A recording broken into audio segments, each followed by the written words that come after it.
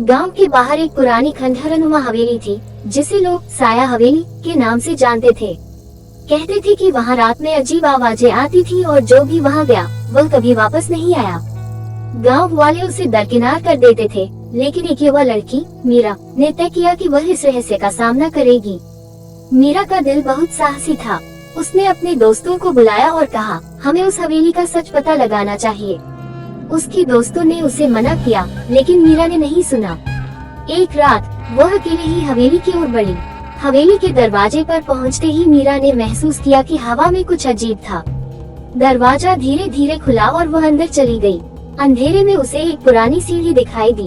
जैसे ही वह चढ़ने लगी, उसे एक आवाज सुनाई दी, मीरा। मीरा डरते हुए उसने कहा, कौन है? लेकिन कोई जवाब नहीं आया। वह और ऊपर गई और एक कमरे में पहुंची, जहां एक पुराना दर्पण था। जैसे ही उसने उसे छुआ, उसकी परछाई ने एक अलग रूप धारण कर लिया। वह एक डरावनी महिला बन गई। महिला ने कहा, मैं यहाँ कैद हूँ, मुझे बचाओ। मीरा ने समझा कि यह आत्मा मदद चाहती है। उसने फैसला किया कि वह उसकी मदद करेगी। महिला ने उसे बताया कि हवेली में एक खजाना छिपा है, जो उसे मुक्त कर सकता है। अगले दिन मीरा ने अपने दोस्तों को बुलाया और सबने मिलकर खजाने की खोज शुरू की। उन्होंने खंडहरों की सफाई की और अंततः एक पुराना संदूक पाया। जब उन्होंने उसे खोला, तो उसमें एक चमकीली मोती थी। जैसे ही मीरा ने उसे उठाया, अचानक हवेली में तेज आंधी चलने लगी।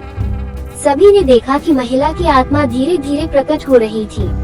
उसने मोती को लेकर कहा, अब मैं मुक्त हूँ, धन्यवाद। और फिर वह एक प्रकाश की लहर में गायब हो गई। हवेली की खामोशी खत्म हो गई थी। मीरा और उसके दोस्त खुशी खुशी गांव लौट आए। इस घटना ने उन्हें सिखाया कि कभी कभी साहस और दया से अंधकार को भी मिटाया जा सकता है। इस तरह साया हवेली का रहस्य सुलझ गया और मीरा ने अपनी ब्रेवरी से सबका दिल जीत लिया।